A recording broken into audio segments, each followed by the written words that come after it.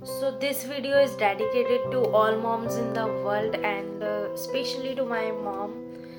Hey, I'm Jaya and welcome back to my YouTube channel. Well, I want to make this video from very long time, but इतना करेज नहीं आ रहा था कि मैं इस video को बनाऊं, इस वीडियो को शूट करूं। जो भी मेरे चैनल पे हैं उन सबको पता होगा कि मैं पहले स्टार्टिंग में मैंने ये चैनल जो स्टार्ट किया था मैंने व्लॉगिंग से ही किया था। मैं व्लॉग करती थी पहले। काफ़ी लोग मेरी मम्मी को देख चुके हैं मेरे इस चैनल पे, तो मैं उन लोगों के लिए एंड जितने भी मेरे यूट्यूब चैनल पे मेंबर्स हैं उनके लिए मैं ये चीज़ बताना चाहूँगी कि I don't have my mom. I lost my mom recently 1 month ago. I don't know कि ये सब चीज़ें कैसे हो गई इतनी जल्दी, ये सारी चीज़ें। एंड कभी सोचा नहीं था कि हाँ मम्मी के बिना भी रहना पड़ेगा। एंड ये मंथ भी निकल गया, पहला मंथ मम्मी के बिना निकल गया, नहीं पता चला कैसे निकल गया। तो मैं इस वीडियो में आपके साथ यही शेयर करना चाहती हूँ कि मम्मी के साथ क्या चीज़ें हुई, कैसे वो गई है एंड सारी चीज़ें शेयर करना चाहती हूँ, मेमोरीज वगैरह सब चीज़ें।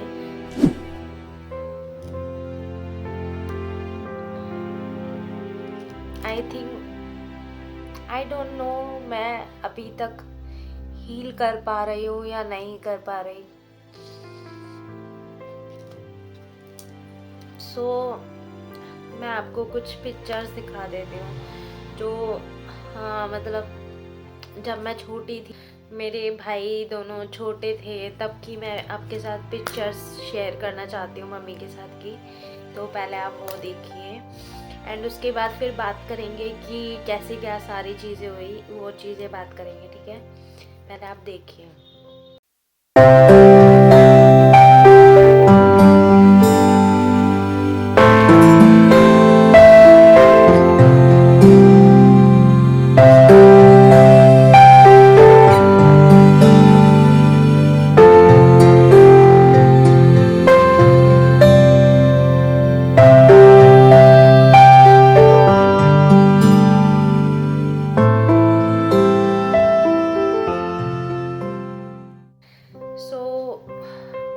अब शेयर करना चाहूँगी कि कैसे क्या चीज़ें हुई एंड मम्मी को क्या हुआ था वो मैं बताना चाहूँगी। तो सितंबर की बात है, 28-27 कुछ डेट थी, मुझे याद नहीं है क्या डेट थी, आई डोंट नो।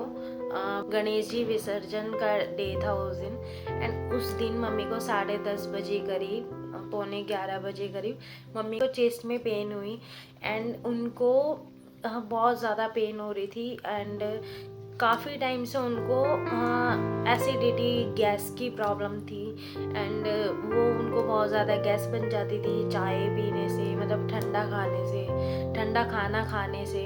एंड जब वो पेन हुआ तो मम्मी को इतना ज़्यादा हुआ कि मम्मी समझ नहीं पाए किस चीज़ का पेन है एंड तुरंत मेरे भाई को कॉल किया। उस टाइम पे घर पे कोई नहीं था, मेरे भाई आए, फिर भाई लेके गए हॉस्पिटल में। देन छोटे वाले भाई ने मुझे कॉल किया कि जया ऐसे ऐसे मम्मी की तबीयत ख़राब हो गई है। तो मुझे समझ नहीं आया कि मम्मी के लिए ही बोल रहे हैं, मतलब मम्मी को कभी ऐसा कुछ हुआ ही नहीं कि हाँ मम्मी को हॉस्पिटल लेके जाना पड़े इमरजेंसी में। एंड कभी ऐसी चीज़ हुई नहीं मम्मी के साथ, ना पापा के साथ। तो मम्मी के साथ फर्स्ट टाइम ऐसी चीज़ हुई कि मम्मी को हॉस्पिटल ले जाना पड़ा एंड उसी टाइम जैसे ही मुझे पता लगा तो मैं गई हॉस्पिटल। तो सबसे पहले तो हाँ हमारे पास का हॉस्पिटल है वहाँ लेके गए, लेकिन वहाँ से कुछ नहीं हुआ, वहाँ पे मशीनें इतनी नहीं है, वहाँ पे हाँ डॉक्टर नहीं देखते इतना। तो वहाँ से हम फिर सफदरजंग लेके गए, भाई सफदरजंग लेके गए, तो मैं डायरेक्ट वहीं पहुँच गई थी एंड मैंने मम्मी को देखा ना, लिटरली मम्मी बहुत ज़्यादा तड़प रही थी दर्द में। उनको चेस्ट पेन हो रहा था, उनको सांस नहीं आ रही थी, सांस लेने में प्रॉब्लम हो रही थी एंड बैक पेन हो रहा था पूरा। तो मम्मी को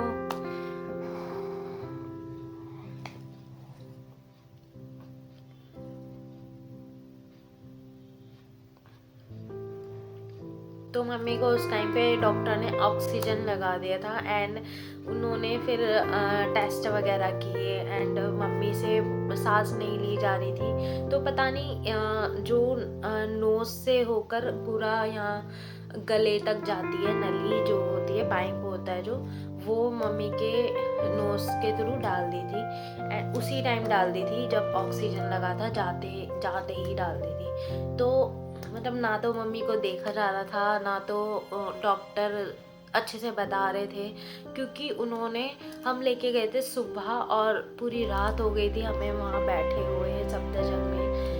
मतलब ये हो रहा था, डॉक्टर चेकअप कर रहे हैं, टेस्ट हो रहे हैं, फिर ब्लड टेस्ट हुआ, फिर मम्मी का एक्सरे हुआ, फिर मम्मी का ये आपका जो होता है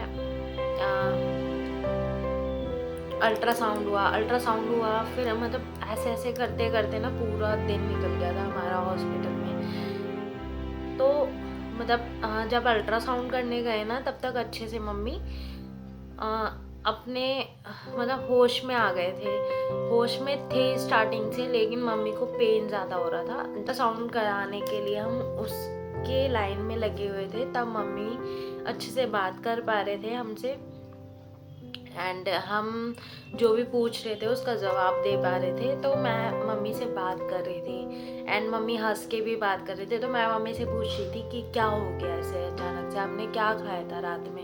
तो मम्मी ने बोला मैंने कुछ नहीं, बस आलू की सब्ज़ी और रोटी खाई थी।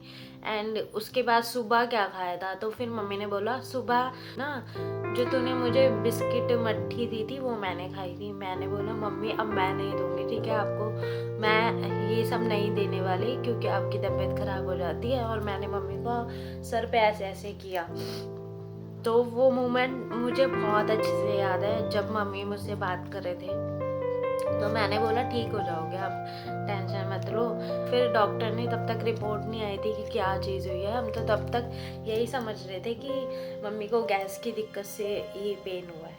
एंड फिर जब रिपोर्ट्स वगैरह आई, एडमिट करने के लिए बोल दिया था, तो मम्मी को एडमिट करने के लिए वार्ड में शिफ्ट कर दिया था। मम्मी को 4 दिन एडमिट किया गया एंड मैं वहाँ पे जाती थी मम्मी के पास रुकने के लिए रात में। तो मम्मी अच्छे से रिकवर हो रहे थे उस टाइम पे। डॉक्टर ने ये चीज़ भी बोली थी जब मम्मी खाना खा रहे थे कि आप अच्छे लग रहे हो, मतलब अच्छे से रिकवर कर रहे हो, अच्छे हो जाओगे। वो खुश हो गए थे मम्मी को देख के, मम्मी अच्छे से रिकवर भी हो गए थे उस टाइम पे। देन मम्मी को 4 दिन बाद मम्मी को डिस्चार्ज दे दिया गया था। उसके बाद मम्मी को बोला था कि दवाइयाँ अच्छे से लेना। एंड उस टाइम पे जब एडमिट थे तब रिपोर्ट्स में आ गया था कि मम्मी को माइनर अटैक हुआ है। तो हम उस टाइम पे इस चीज़ को यकीन ही नहीं कर पा रहे थे कि मम्मी को अटैक हुआ है, हमारी मम्मी को अटैक हुआ है, हो कैसे सकता है, मतलब कभी कुछ चीज़ नहीं हुई ऐसी। तो फिर हमने सोचा ठीक है अब हो गया है तो हमें अच्छे से ध्यान रखना है, सारी चीज़ें, दवाइयाँ वगैरह सब अच्छे से करना है। अब क्या हो गया था, भाई अलग रहते हैं, पापा अलग रहते हैं, पापा मम्मी, मैं अपनी शादी करके यहाँ अलग रहती हूँ, छोटे वाले भाई अलग रहते हैं। हमारे घर की सिचुएशन काफ़ी अलग है, मैं वो चीज़ नहीं शेयर कर सकती आपसे। बट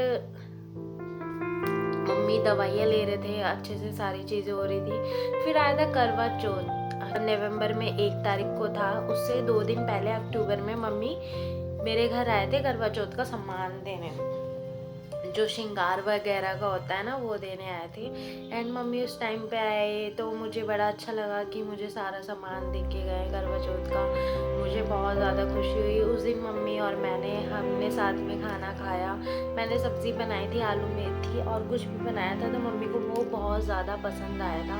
मम्मी ने वो सब्ज़ी खाई एंड मेरी तारीफ़ इतनी कर रही थी मम्मी कि बहुत अच्छी सब्ज़ी बनी है, बहुत अच्छा खाना बनाया है तूने, ये वो करके बहुत तारीफ़ कर रहे थे मेरी।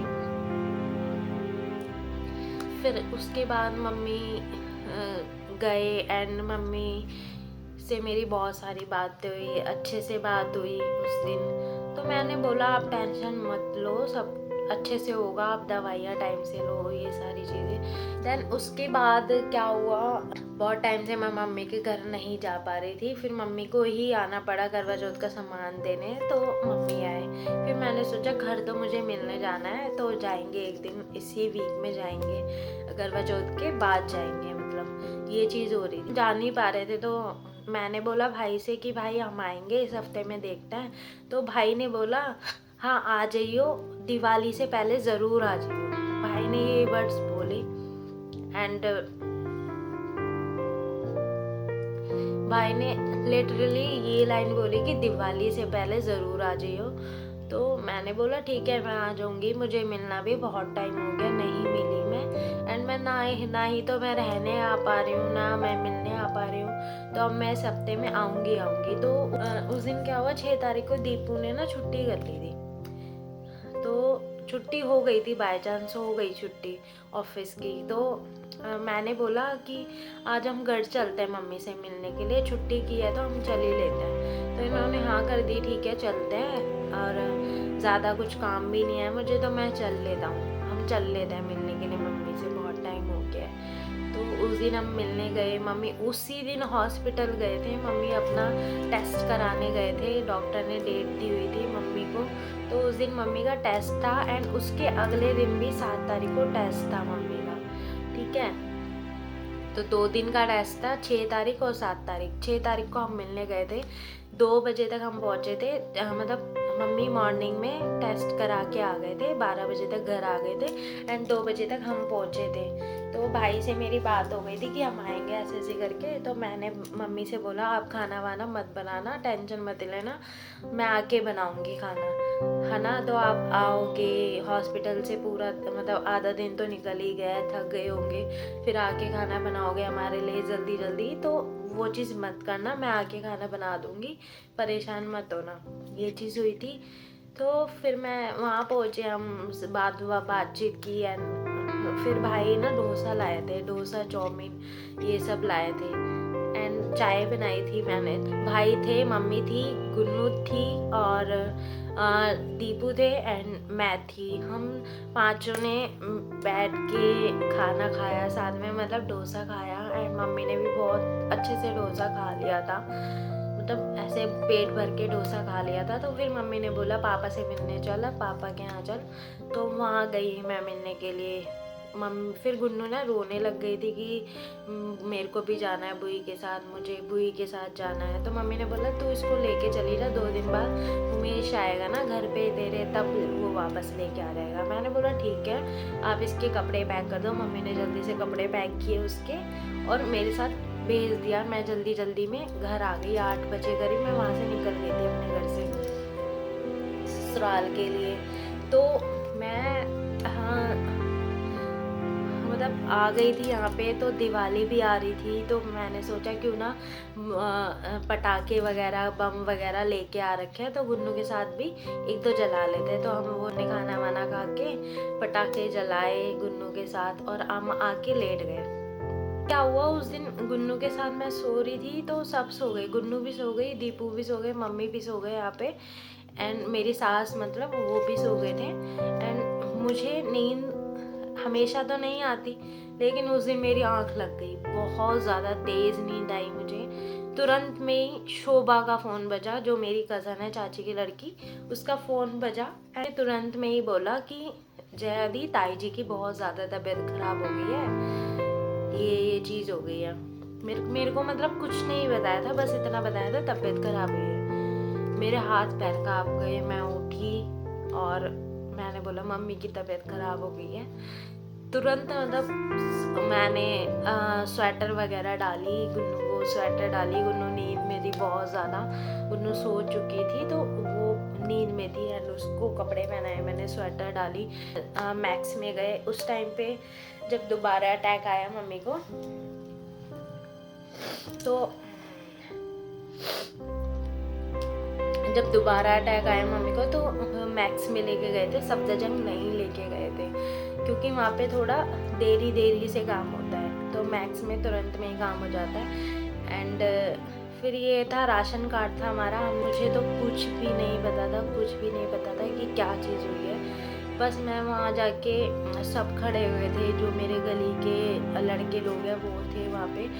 तो आ, मैं वहाँ जाके बस भाई के गले रख के रोने लग गई कि क्या हुआ है, अभी तो मैं मिलके गई हूँ। मेरे को कोई बता ही नहीं रहा था कि क्या चीज़ हुई है। मैं पूछ रही हूँ अपने बुआ के लड़के से ही पूछ रही हूँ, अपने कज़न से पूछ रही हूँ कि मम्मी कैसे है, अब क्या चीज़ है। तो उन्होंने बोला कि ट्रीटमेंट कर रहा है एंड मम्मी को होश नहीं है। मैंने बोला अच्छा ठीक है। फिर बहुत ज़्यादा ठंड हो रही थी, रात हो रही थी, 2 बज रहे थे करीब। तो गुन्नू को भी हम वहाँ पे बाहर हॉस्पिटल में लेके बैठे हुए थे। तो सब बोल रहे थे कि तू घर चली जा, तू उमेश भाई के यहाँ रूम पे चली जा, वहाँ सो जा, रेस्ट कर ले थोड़ा, मॉर्निंग में आ जाइयो, कोई बात नहीं। लेकिन मैं नहीं जा रही थी। फिर 1 घंटे बाद फिर इन्होंने फिर ज़िद की कि तू चली जा, वहाँ पे रेस्ट कर लियो, फिर मॉर्निंग में आ जाइयो। फिर मैं मान गई, ठीक है चले जाती हूँ, गुन्नू की तबीयत ना ख़राब हो जाए सर्दी की वजह से। मैं भाई के यहाँ रूम पे रुकने गई। रात भर मुझे नींद नहीं आई। मैं रात भर मतलब रोती रही, मतलब समझ नहीं आ रहा था कि क्या चीज़ हो गई है, मम्मी को ऐसे क्या हो गया है, पूरा सन्नाटा सा हो गया था। फिर मॉर्निंग में मामा का फ़ोन आया 9 बजे करीब। मैंने बोला कि मम्मा, मैंने क्या बोला था, इन्होंने बोला कि मम्मी को डिस्चार्ज कर रहा है तो घर पे चलना है। चलो मम्मी घर पे आ रहे हैं डिस्चार्ज होके, अब मम्मी की टेक केयर कर लूँगी और मैं यहीं पर रुकूँगी मम्मी के साथ। मैंने ऐसे सोचा था। मेरी गली में मुड़ी टेंट लगा हुआ था घर पे। यकीन नहीं हो रहा था कि वो टेंट मेरी मम्मी के लिए लगा है। सोच ही नहीं सकती थी कि मतलब वो टेंट मेरी मम्मी के लिए लगा है।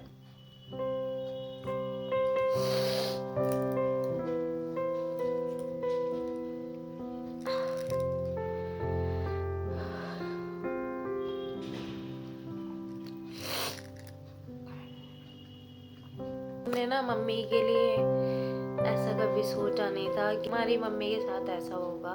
उनको 2 महीने के अंदर ये चीज़ हो जाएगी कि फिर हम उनसे कभी नहीं मिल पाएंगे।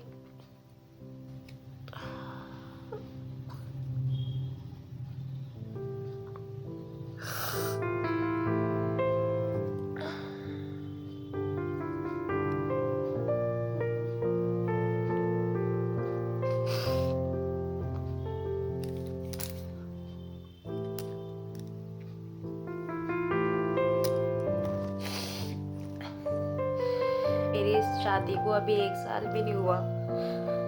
अभी जनवरी में मेरी शादी को 1 साल होगा। शादी मेरी इतनी जल्दी होनी नहीं थी, 2 साल बाद ही करने वाले थे शादी, बट शादी मेरी इतनी जल्दी हो गई। शायद गॉड ने कुछ सोच के ही मेरी शादी की थी, क्योंकि मेरे दोनों भाई की शादी हो चुकी थी एंड मैं रह रही थी। फिर मेरी शादी भी मम्मी करके चली गई, मेरा कन्यादान किया, लेकिन कुछ चीज़ें अधूरी रह गई हैं, वो हमेशा ही अधूरी रहेगी। बहुत सारी चीज़ें सोची थी, ये करूँगी, वो करूँगी, ऐसा करूँगी, वैसा करूँगी, जो मम्मी को मतलब हम जब तक बड़े हुए हैं मम्मी ने वो खुशियाँ नहीं देखी, हम उन्हें दिखाएंगे। मतलब हम उनके लिए वो सारी चीज़ें करेंगे जो कभी नहीं हुई। पहले मेरी भाभी चले गए थे छोड़ के, बड़ी वाली, उनकी एक लड़की 3 साल की गुन्नू। उनके बाद फिर मम्मी ने गुन्नू को देखा, मैंने देखा, हम दोनों ने उसको अच्छे से टेक केयर किया। मेरी शादी हो गई एंड उसके बाद फिर मम्मी चले गए। अब गुन्नू के पास कोई नहीं है।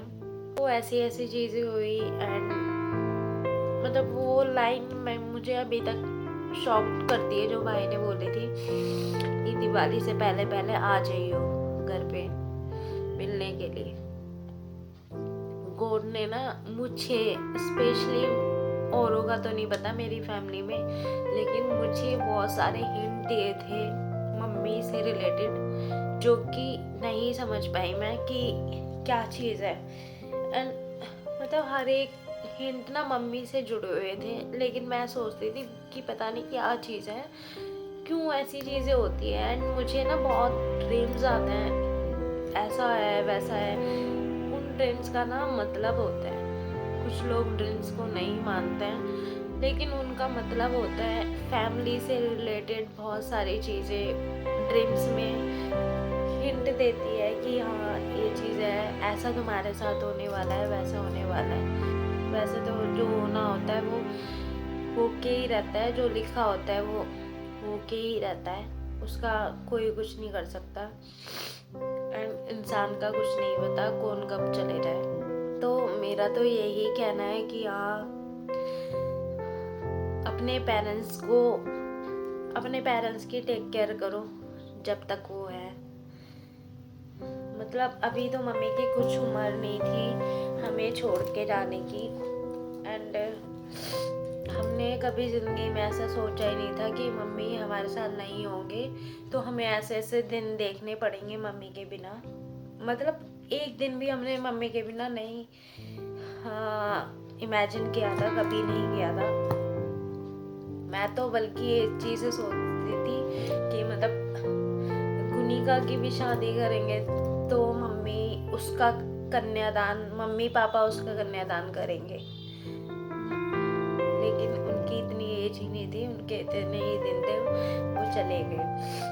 मैं तो यही कहना चाहूँगी, बस अपनी फैमिली का, मम्मी पापा सबका अपनी फैमिली में ध्यान रखो एंड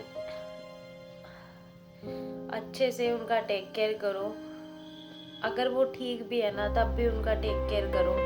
एंड अगर आपको थोड़ी सी भी दिक्कत लगती है कि यहाँ पेन हो रहा है, ये प्रॉब्लम है, तो आप डॉक्टर को ज़रूर दिखाओ, बिकॉज आपको पता नहीं है कि अंदर क्या प्रॉब्लम हो रही है। एक बार डॉक्टर को ज़रूर दिखाओ एंड चेकअप करा लो, पॉसिबल हो तो पूरी बॉडी का चेकअप करा लो, क्योंकि मेरी मम्मी को कभी कुछ नहीं हुआ एंड कभी ऐसा कुछ हुआ ही नहीं। अगर हम शायद चेकअप करा लेते या कुछ करा लेते तो वो हमें कहीं ना कहीं चीज़ें होती कि हाँ मम्मी को कुछ ना कुछ दिक्कत हो रही है। बट अटैक तो ऐसी चीज़ है कि वो अचानक से आ जाता है, पता नहीं चलता, इंसान खाता खाता भी ना चला जाता है। हर छोटी छोटी चीज़ में मम्मी की याद आती है। किसी चीज़ में काम करने का मन नहीं लग रहा, मैं कुछ नहीं कर पा रही, जहाँ भी होंगे वो अच्छी जगह पे होंगे। आई हो आपको बिजी रखना ज़रूरी है, अपने आप को बिजी रखूँ मैं, तो वो बहुत ज़्यादा ज़रूरी है। यादें तो कभी नहीं जाएगी, हमेशा उनकी याद आती रहेगी। हर एक मोड़ पे उनकी याद आएगी, खुशी गम में हर चीज़ में उनकी याद आएगी। आई डोंट नो कि कब मैं हील कर पाऊँगी, कब सारी चीज़ें ठीक होगी। अपने आप को स्ट्रॉन्ग करना पड़ेगा सारी चीज़ों के लिए कि अब नहीं है तो नहीं है, तो आप कुछ नहीं कर सकते, बस उनकी यादों के सहारे रहना है कि यही सारी चीज़ है। तो मैं तो यही बोलूँगी कि आप सब अपनी फैमिली का, अपने मम्मी पापा पेरेंट्स का ना ख्याल रखो। हमने तो अपनी मम्मी को खो दिया है, तो उनके रहते कदर कर लो अपने मम्मी पापा की। बहुत अच्छी बात है, हमने कदर की, लेकिन उस तरह से वो सिचुएशन नहीं रही। वो चीज़ हम ही जानते हैं कि क्या चीज़ें हुई थी, तो उसको तो छोड़ ही दो, उसके बारे में मैं बात नहीं करना चाहती। कोशिश करूँगी कि मैं वीडियो बनाती रहूँ, मम्मी के लिए कुछ करूँ। बहुत चीज़ें सोची थी, छोड़ूंगी नहीं कुछ भी चीज़, कुछ पहले जैसा नहीं रहा। मतलब मम्मी के जाने से ना घर नहीं है। गई हूँ मैं मम्मी के घर, कल ही मम्मी के घर गई थी, बट कहीं दिख ही नहीं रही है।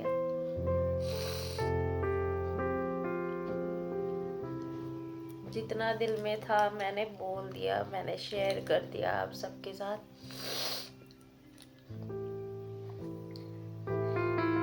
मैं आपके साथ सारी चीज़ें शेयर कर दी थी अपने ब्लॉगिंग में, तो ये भी ज़रूरी था मेरे यूट्यूब चैनल के लिए, मेरी यूट्यूब फैमिली के लिए, कि हाँ मैं ये चीज़ भी बताऊँ, आपके साथ शेयर करूँ कि क्या चीज़ हुई है।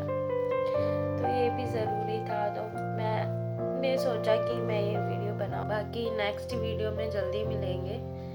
ख्याल रखना आप सब, एंड अपने मम्मी पापा का ध्यान रखना, अपनी फैमिली का बहुत ज़रूरी है। जिसके पास नहीं होते उन्हीं को उनकी अहमियत पता लगती है। तो जिनके पास है उनको तब तक अहमियत नहीं पता लगती। तो अपने पेरेंट्स का ख्याल रखो, अपनी फैमिली का। बस मिलते हैं नेक्स्ट वीडियो में।